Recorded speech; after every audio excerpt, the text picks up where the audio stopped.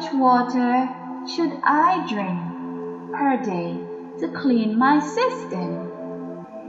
Well, to clean your system, it will take about 8 to 10 glasses of water each day to maintain a healthy body system.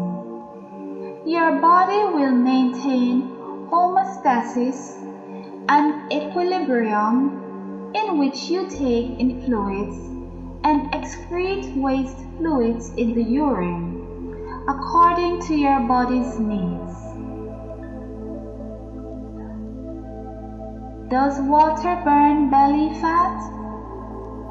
Yes, water is a useful tool in your weight loss arsenal, but drinking it has no direct effect on stomach fat. To lose the stomach jiggle, you need to embark on an overall fat loss plan to slim your entire body. Then your stomach will shrink proportionately. What are the health risks of overdrinking water?